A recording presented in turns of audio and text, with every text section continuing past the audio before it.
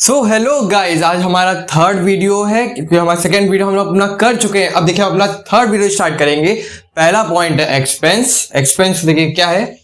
Expense is the cost incurred in the producing goods and service for selling purpose. अब देखिए expense होता क्या है। एक्सपेंस हम उन खर्चों को कहते हैं जो कि हमारे गुड्स प्रोड्यूस करने में या बनाने में जितना भी हमारे ट्रांसपोर्ट जो भी खर्चे लगते हैं उसको हम एक्सपेंस कहते हैं। तो अगला है इनकम।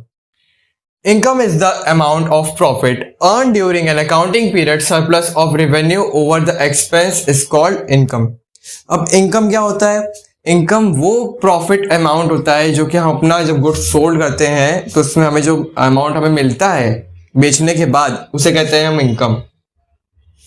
revenue revenue होता है amount receive from sale of goods and receive is called amount goods and service is called revenue. जो हम गुड्स अपना बनाते हैं और उनको बेचते हैं जब जो हमें अमाउंट मिलता है, जैसे हमने एज एग्जांपल लीजिए एक गुड्स बनाया, क्या डस्टर बनाया, चलिए तो उसको अगर हम बेचेंगे तो हमें क्या मिलेगा, पैसे मिलेंगे, तो उसको कहते हैं रेवेन्यू।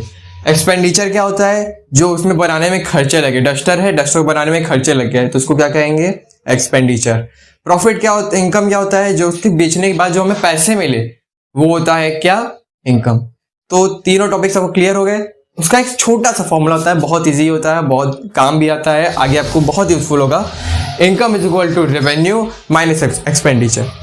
इनकम हम कैसे निकालेंगे, रेवेन्यू है जितना हम बेचे वो और जितना हमारे खर्चा लगा बनाने में उसको उससे माइनस कर देंगे, जितना हमें प्रॉफिट हुआ तो वो हम ऐसे निकाल सकते हैं। आप इसको इधर भी कर सकते हैं, expense is equal to revenue minus income. Left hand side right hand side भेज सकते हैं और अपना फॉर्मूला चेंज करके अपना जो भी आपको गिवन है, दो चीज गिवन है, एक निकालना है तो उसको आराम से आप निकाल सकते हैं। तो चलिए देखिए अब हमारा नेक्स्ट टॉपिक प्रॉफिट। प्रॉफिट होता क्या है, the excess of revenue over total expense मतलब cost of a business entity for an accounting period term as profit. Profit होता क्या है, अगर हम किसी चीज को बनाने में अपना कॉस्ट मतलब जितने पैसे लगते हैं वो कॉस्ट रहे, उसके बाद हम जो अपना इनकम रखते हैं, जितना पैसा हम रखते हैं एक्स्ट्रा, उसे कहते हैं हम प्रॉफिट। कैसे, जैसे मानिए एग्जांपल आपको दिखाते हैं। एक डस्टर है, इसको बनाने में कितने रुपए लग गए, 10 रुपए, और जब हम इसको सेल करने गए तो उसको हम 20 रुपए का सेल किए तो हमारे पास बचा कितना, 10 रुपए एक्स्ट्रा है। तो वही 10 रुपए हमारा क्या है, प्रॉफिट। तो इसे कहते हैं प्रॉफिट। एज एग्जांपल हमने आपको समझा दिया कि प्रॉफिट होता क्या है और ये है डेफिनेशन। अब देखिए gain. Gain are profit that arise from those transaction on transaction which are identical to business. जितने भी हमारे ट्रांजैक्शन होते हैं बिजनेस में, लेन देन मतलब जितना होता रहता है सामान का, गुड्स मतलब गुड्स सोल्ड किया, परचेज किया, उसके बीच जितने भी ट्रांजैक्शन के बीच हमारे पास जो ऐसे प्रॉफिट होता है उसे हम कहते हैं गेन। तो जैसे आपका एग्जांपल हो गया गुड्स सोल्ड करना, गुड परचेज मतलब परचेज करना, जितने भी होते हैं वो सारे इसमें गेन में आते हैं। ठीक है, अब देखते हैं लॉस। बहुत इजी टर्म है इसका भी, चलिए देखिए डेफिनेशन देखिए।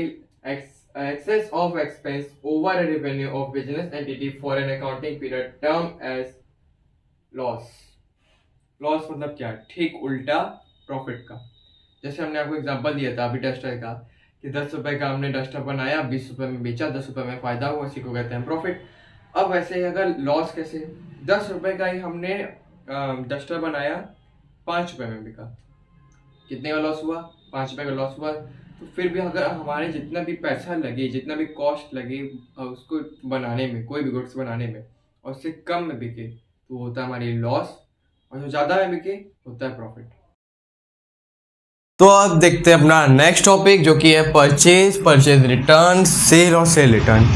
ये सब तो आपके काफ़ी कॉमन चीज़ें हैं, जैसे कि आपको पता है कि परचेज क्या होता है। परचेज मतलब क्या, हम कोई चीज़ को खरीदा, जैसे कि एज एग्जांपल हमने ये डस्टर खरीदा कहीं से तो क्या हो गया, परचेज।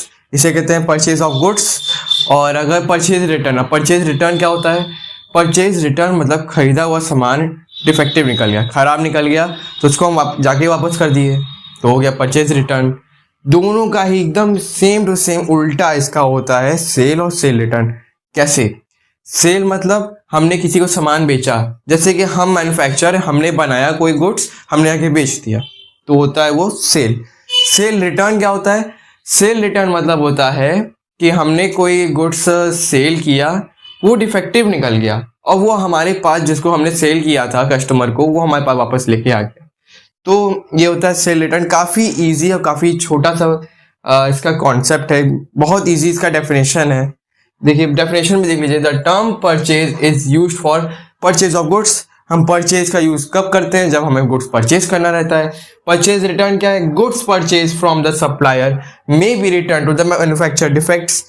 जब मैन्युफैक्चरिंग डिफेक्ट आ जाएगा उसकी वजह से हमें अपना गुड्स जो है परचेज रिटर्न मतलब उसको वापस करना पड़ता है, वो हो गया परचेज रिटर्न।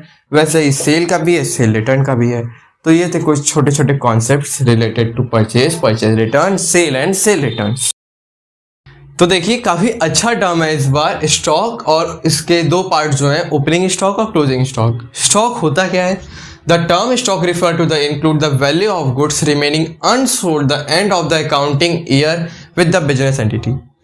जितने भी गुड्स हम परचेज करते हैं और उनको अगर हम एक साल में बेच नहीं पाते, जैसे बचा हुआ है थोड़ा सा, जितने गुड्स बचते हैं वो हमारे स्टॉक की तरह रहते हैं, नेक्स्ट ईयर उसको हम यूज़ करते हैं। बचा हुआ स्टॉक, जैसे ज़रूरी तो है नहीं कि जितना हम गुड्स खरीदें वो उतना गुड्स हमारा इस साल बिकी जाए, तो हम नेक्स्ट ईयर के लिए जो रखते हैं वो हमारा होता है क्या? स्टॉक। जितना हमारे पास मतलब उस साल में बच जाए उसको हम कहते हैं स्टॉक। दो तरीके के स्टॉक होते हैं कि ओपनिंग स्टॉक होता है, क्लोजिंग स्टॉक होता है। ओपनिंग स्टॉक क्या? जो हम स्टार्टिंग टाइम में जो अपना बचा वो पिछले साल का स्टॉक है जो हम लगाते हैं अपने बिजनेस में नए साल के लिए, और जो पिछला वाला जो नेक्स्ट ईयर का जो ख़त्म होने वाला एंड ईयर आता है, जो इसमें बचे हुए आपके स्टॉक होते हैं, उन्हें हम कहते हैं क्लोजिंग स्टॉक। तो ओपनिंग स्टॉक समझ में आ गया, क्लोजिंग स्टॉक भी समझ आ गया। ओपनिंग क्या है? जो स्टार्टिंग में आ जाए स्टॉक पिछले साल का। क्लोजिंग क्या है? जो इसी साल का बचा हुआ जो स्टॉक बचता है गुड्स, उसे कहते हैं हम क्लोजिंग स्टॉक। काफ़ी इजी टर्म्स थे। अब चलते हैं नेक्स्ट टॉपिक में। तो चलिए अब आज के लास्ट टॉपिक की तरफ चलेंगे, जो कि है डेब्टर्स, डेटर्स कह सकते हैं, क्रेडिटर्स और बिल्स रिसीवेबल्स, बिल्स पेबल। तो डेटर्स होते क्या हैं? द पर्सन और firm to whom goods have been sold on credit are called debtors. Debtors क्या होते हैं? जिनको भी हम गुड्स सोल्ड करते हैं या मतलब जिनको हम अपना सोल्ड करते हैं गुड्स, तो क्रेडिट पे करें तो होता है क्या? डेब्टर्स। क्योंकि उनसे हमें पैसा लेना बाकी रहता है। जैसे हमने गुड्स में आपको जैसे डस्टर या बुक कुछ भी आपको सेल किया, आपने पैसा मुझे नहीं दिया, तो क्या हो गया? क्रेडिट पे मतलब आपने सामान खरीदा तो हमें चाहिए आपसे कैश, तो आप हमारे डेब्टर्स हो गए। तो ये होता है डेटर्स। नेक्स्ट है क्रेडिटर्स। क्रेडिटर्स आर पर्सन और a firm from whom we have purchase on credit. Creditors क्या होते हैं? वो जिनसे हम गुड्स लेते हैं और उनको कैश बाद में देते हैं, तो वो होते हैं हमारे क्रेडिटर्स। जिनको हमें पैसा देना रहता है, जिनसे हमें पैसा लेना रहता है वो डेटर्स, जिनको वापस देना रहता है वो होते हैं क्रेडिटर्स। तो अब देखिए आगे क्या है, bills receivable and bills payable. ये हमारे आएंगे दो टॉपिक्स, जो कि है बिल ऑफ एक्सचेंज में, और सारा इन दोनों पे ही चैप्टर है कि बिल हमने दिया, अगर बिल हम देते हैं किसी को तो बिल रिसीवेबल होता है, और बिल्स लेते हैं तो बिल्स पेबल।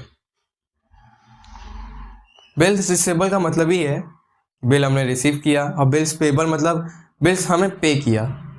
ये भी क्रेडिट में ही आते हैं, कैश पेमेंट नहीं। हम जब बिल रिसीवेबल जब लेते हैं तो उसको हम बैंक में जमा करते हैं, तब हमें कैश मिलता है अपने बैंक में, हमारी पैसा आ जाता है। तो ये होता है बिल्स रिसीवेबल और बिल्स पेबल। तो क्लियर हो गया। एक बार और आपको बता दें, डेटर्स क्या होते हैं? जिनको हम गुड्स सोल्ड, जिनसे हम गुड्स उनको सोल्ड करते हैं और हमें उनसे पैसा मिलना बाकी रहता है, ऑन क्रेडिट सेल करते हैं उनको अगर, तो वो होते हैं हमारे डेटर्स। क्रेडिटर्स होते हैं हमारे लिए जिनसे हम गुड्स लेते हैं, हमें पैसा देना बाकी होता है, वो होता है हमारे क्रेडिटर। और हमारे यहाँ एक वीडियो और ख़त्म होता है। अब आगे हम अपना लास्ट वीडियो बनाएंगे इस चैप्टर का, और सारे के सारे एक एक डाउट्स आपके क्लियर हो जाएंगे। अगर ना हो फिर भी आप कमेंट सेक्शन में कमेंट कर बता दें आपको कौन से टॉपिक पे डाउट है, और वीडियो अच्छे लगे तो लाइक कर दीजिएगा। और bye bye friends, see you letter.